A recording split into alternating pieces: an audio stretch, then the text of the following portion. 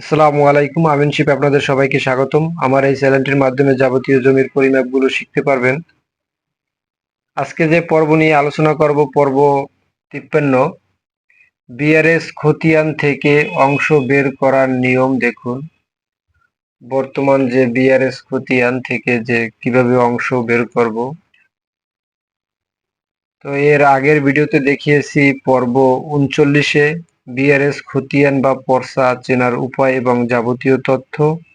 ওই ভিডিওটি দেখলে আশা করি বিআরএস খতিয়ান সম্পর্কে বিস্তারিত জানতে পারবেন। তো আজকে বিআরএস খতিয়ান থেকে কিভাবে অংশ বের করব সেটি দেখেন। তাহলে এটি একটি বিআরএস খতিয়ান। এই খতিয়ানে এটা হলো আড়াআড়ি ভাবে থাকে, ঠিক এরকমই হুবহু থাকবে। দেখা যায় যে এই বিআরএস খতিয়ানে 9টি কলাম থাকবে।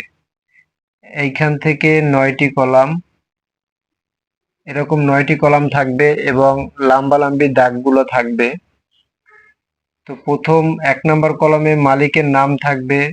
এখানে মালিকের নাম, এখানে 3 জন মালিকের নাম দেওয়া আছে।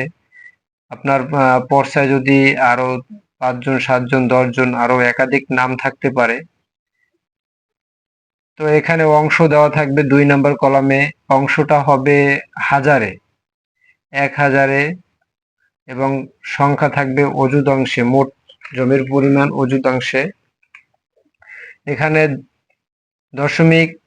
300, এখানে আছে 300, 400, কয়টা গুণ করার পর যোগ করার পরে দেখা যায় যে 1000 হলো।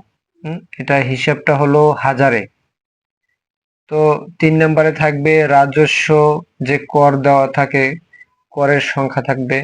দাগ নাম্বার 4-এ যে আপনার জমির যে পর্চায় কতটা দাগ আছে এই দাগ উল্লেখ থাকবে, এবং শ্রেণী উল্লেখ থাকবে, যেমন নাল কৃষি, যে কৃষি যেটা থাকবে, নাল বাগান, বাড়ি, এটি লেখা থাকবে।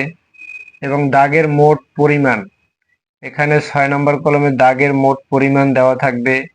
এখানে দেখা যায় যে মোট পরিমাণের ঘরে এখানে আছে 70%, এখানে আছে 50%, কিন্তু এই পর্সায় কতটুকু গেছে সেটি আমরা দেখব। দাগের মধ্যের অংশ যেটা থাকবে, অর্ধ দাগের মধ্যে যে অংশ থাকবে, এখানে 1000, এখানে 1000, তার মানে 16 আনা পর্সার সম্পূর্ণটা এখানে এই পর্সায় আসছে। এখানেও 1000 দেওয়া, তার মানে এই পর্সায় 16 আনা হিসেবে যেটা, সেটার সম্পূর্ণটা আসছে। এখানে 70% দেওয়া আছে, এখানে 500 দেওয়া, তার মানে 1000-এর অর্ধেক 500।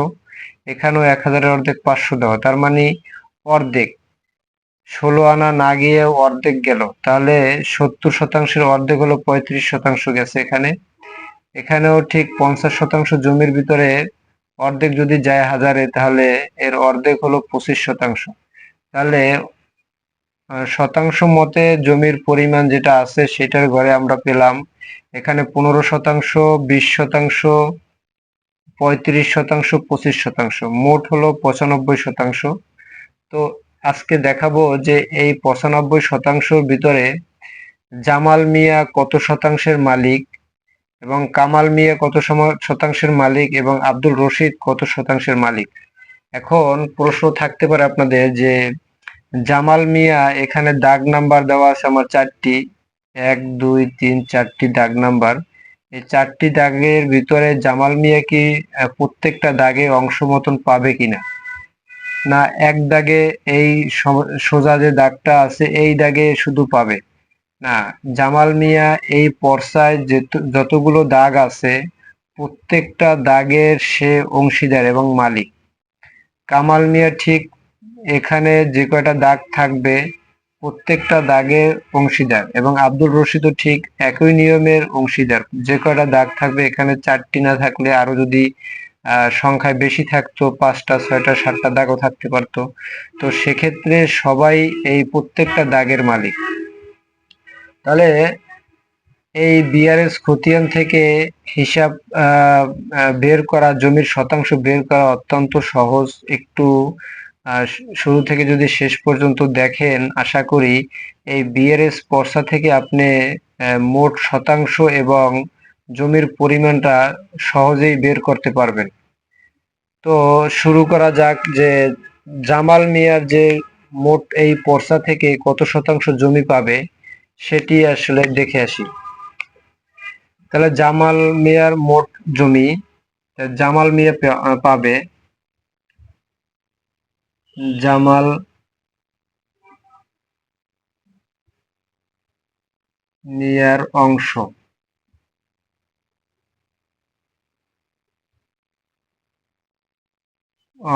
জামাল মিয়ার অংশ এখানে দেখা যায় জামাল মিয়ার অংশ হলো ৩।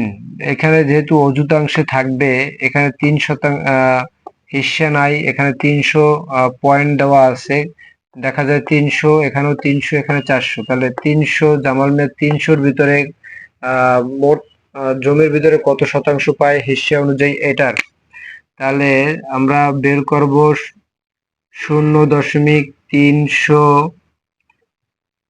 গুণ হলো যে এই যে সংখ্যা পরিমাণ থাকবে এটার সাথে আমরা মোট যে শতাংশ দেওয়া আছে সেখানে গুণ করব, তাহলে আমাদের যে কত শতাংশ আছে সেটি বের হবে। তাহলে ৩০০-র সাথে যদি আমরা ৯৫-কে গুণ করি, তাহলে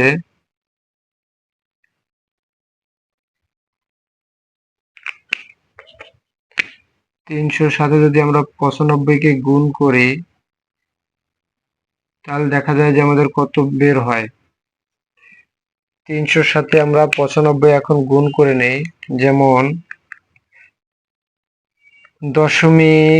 ৩০০ গুণ হলো ৯৫, তাহলে আমার মোট হলো ২৮.৫%। তাহলে এখানে পেলাম ২৮.৫%। তাহলে এই জামাল মিয়া মোট এই এই ফুল পর্সায়, টোটাল পর্সায় ৯৫% জমির ভিতরে জামাল মিয়ার যে অংশ সেটা হলো ২৮.৫%। এই জামাল মিয়া ২৮.৫%-এর মালিক। তাহলে এখন এই ৪টি দাগে কোন দাগে কত শতাংশ জমি পেল সেটি আজকে বের করব, সেটি দেখেন। তাহলে আমরা দাগ নাম্বারটা আগে তুলি, ১০, ১২, ৩০, ২৫। এখানে একটু কথা আছে, এখানে আমি আপনাদের বুঝাবার জন্য ১০, ১২, ৩০, ২৫ একটা সংখ্যা বসাই নিলাম। আপনার যে নকশার ভিতরে যে দাগ আছে সেটা খতিয়ান বা পর্চা বলেন সেখানেও থাকবে, যেমন ৩১২০, ১২২০, ১২৮০ এরকম হইতে পারে, বা আপনাদের যেখানে যে কোড নাম্বার থাকে ওই অনুযায়ী আপনাদের হবে। তো সেটাই আপনি হিসাবে নিবেন। তাহলে এখানে আমি দেখাই ১০ দাগ এবং ১২ দাগ, ১২ দাগ এবং ৩০ দাগ এবং হলো ২৫ দাগ। দাগ হলো আমাদের ৪টা। এই পর্সায় দাগ দেওয়া আছে ৪টি। তাহলে প্রত্যেকটা দাগে কত শতাংশ বের হয় সেটি দেখেন। তাহলে ৩০০ গুণ হবে এই জামাল মিয়ার ১০ নং দাগে, এখানে দাগ আছে ১০ নং দাগে মোট জমি আছে কত? এখানে মোট জমি আছে ১৫%। এখানে মোট জমি ১৫%। তাহলে আমরা এই ১৫ দিয়ে গুণ দেব। ১৫ দিয়ে গুণ দিলে আমার শতাংশ বের হবে। তাহলে ৩০০ গুণ হলো ১৫, তাহলে ৪.৫, তার মানে ৪.৫%। ৪.৫%। জামাল মিয়ার ১০ নং প্লটে হলো ১৫% জমির ভিতরে ৪%, ৪.৫% জমি পেল। ঠিক ওরকমই আমাদের যে ১২ নং দাগ, এই ১২ নং দাগে মোট জমি আছে ২০%। তাহলে এখানে দেব 0.300, 300 যেহেতু তার অংশ অংশ যে 300টা আমরা গুণ করব, এখানে আছে 20%, যেহেতু 20% বের করব, তাহলে এটার সাথে আমরা গুণ করলে শতাংশ বের হবে। 300 গুণ হলো 20%, তাহলে মোট হলো 6% জমি, 6%। তাহলে 12 নং দাগের 6% জমি পেল। ঠিক একই নিয়মে যেমন 30 নং দাগে কত শতাংশ জমি, 35% জমি, তাহলে ঠিক ওই একই নিয়মে 300 গুণ 35% জমি, তাহলে 35% জমির ভিতরে কত শতাংশ পাবে? 300 গুণ হলো 35, 10.5%, 10.5, 10.5%। তার মানে 10.5% জমির মালিক এই 30 নং দাগে। এবং এই যে 25 নং দাগে দেখব, তাহলে 300 গুণ হলো 25% জমি, যেহেতু 25% জমি, ওখানে কত শতাংশ বের হয়? গুণ হলো 25,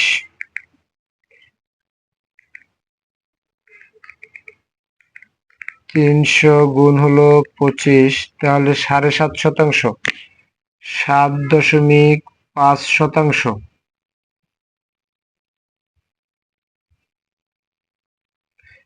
7.5% জমি এই 25 নং দাগে, 7.5% জমি। তাহলে আমরা দেখি 1, 2, 3, 4, 4টি দাগে মোট জমি কত হলো।